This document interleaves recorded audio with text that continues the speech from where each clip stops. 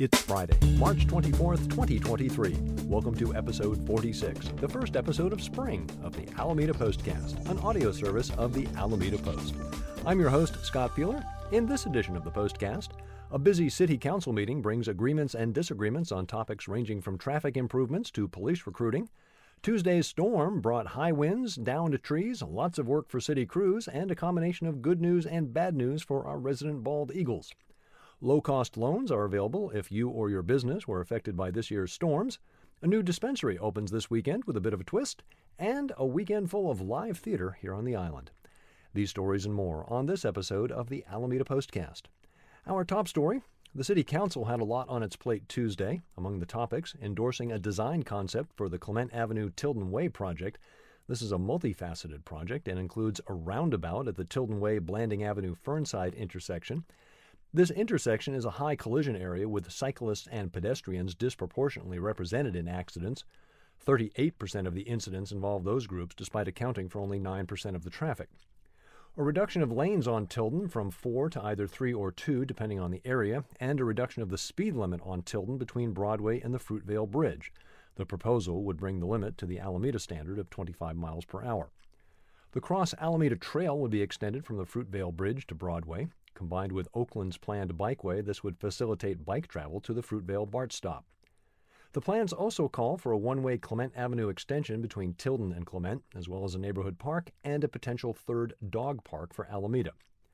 The council unanimously approved the plan, construction expected to start in 2024, with completion in 2025. The council also voted unanimously to use salary savings from vacant positions at the Alameda Police Department to establish a temporary recruitment and hiring incentive of $75,000 for police officers. This would include officers coming from other jurisdictions, academy graduates, and entry-level positions. Alameda PD has numerous unfilled positions, and the funding for these incentives essentially comes from the currently unused salaries. Part of the criteria for the incentives would be a 5-year commitment to the force. Officers who voluntarily leave before that would be required to pay the city back on a prorated basis. The understaffed force coincides with a 40% increase in major crimes from 2018 to 2022. While violent crimes on Alameda are well below national and state rates, property crimes, including larceny and car thefts, are well above those averages. APD Chief Nishant Joshi noted that the staffing problem is a regional one, with challenges including high housing prices, competition with other types of employment, and a general stigma associated with the police profession. Public comment was divided, with some welcoming the move and others saying that the money would be better spent combating poverty as a root cause. In the end, the measure passed with 2 amendments, one stipulating a return to council for review in a year, and a second that would ensure administrative leave did not count toward the 5-year period if an officer is found to be at fault. One item that did not pass unanimously was the confirmation of the March 7th vote to retain Alameda's unique-in-the-nation cap on charges made by third-party food delivery services like DoorDash and Uber Eats. Uber Eats public affairs officer Zahid Arab contacted the Post to comment, quote, "Platforms like Uber Eats require flexibility in determining how to cover costs because we don't control item pricing. Merchants set those prices," end quote. Arab said Uber Eats may have no option but to stop delivery operations in Alameda. Vice Mayor Tony Desog argued that the ordinance has been in place for more than 2 years, and over that time, Alameda has experienced no diminishing of food delivery services. In the end, the vote was 3-2, with Trish Herrera Spencer and Tracy Jensen dissenting. For a full look at Tuesday's council meeting, see Karen Jensen's article at alamedapost.com/news. Tuesday was a wild day weather-wise here on Alameda. What most of us thought would be just another visit from the atmospheric river turned into a bomb cyclone, bringing over 1.5 inches of rain, massive wind gusts, lots of downed trees and branches. All of this was brought about by a record low-pressure system, the lowest ever recorded in March in the Bay Area, breaking a record that stood since 1942. The violence of the storm was due in part to what is called the Fujiwara effect, usually seen when 2 tropical cyclones are near each other. For us, 2 systems combined, and you saw the results. Alameda Police Dispatch answered 656 calls and logged 343 incidents during Tuesday's storm. From this person behind a microphone, these people have my appreciation and gratitude. The fire department was busy with downed trees, including a rescue when a tree fell on an occupied vehicle. Alameda Municipal Power dealt with scattered outages. City crews removed trees from roadways and advised residents to stay safe. McKinley Park's playground was destroyed by a fallen tree. All in all, a very eventful Tuesday. Here at the Post, we were glad to do our part to help keep people informed via our website and social media channels.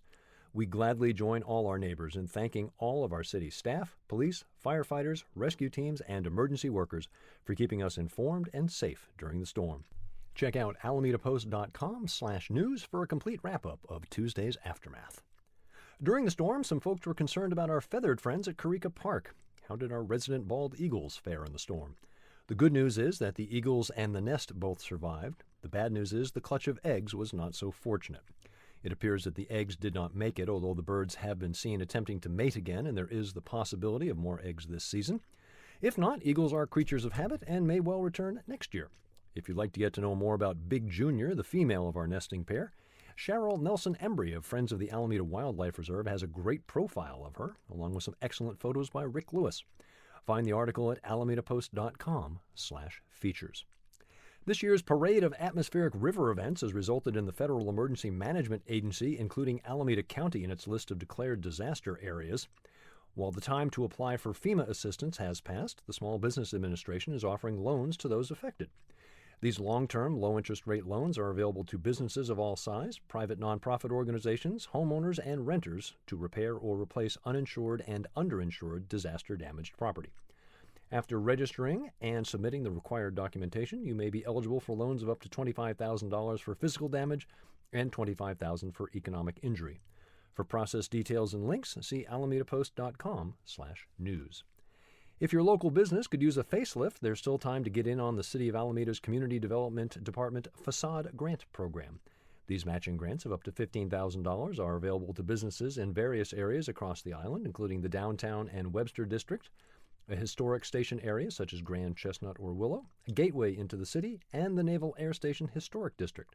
For a great example of what can be done with these grants, check out Island Savoy Market at 1200 Lincoln. The deadline to apply is Tuesday the 28th. Details at alamedapost.com/news. After some shaky times in pandemic, new businesses are opening. The latest is the Park Social Cannabis Lounge at 1222 Park Street. Park Social is a locally owned dispensary. One of the owners, four-time Gold Glove winner Jimmy Rollins. Their grand opening is this Saturday with a ribbon cutting, raffles, and food trucks. The event runs from 9 a.m. till 9 p.m. In keeping with California law, anyone entering the facility must be at least 21 years old with proper ID. Details at alamedapost.com/news.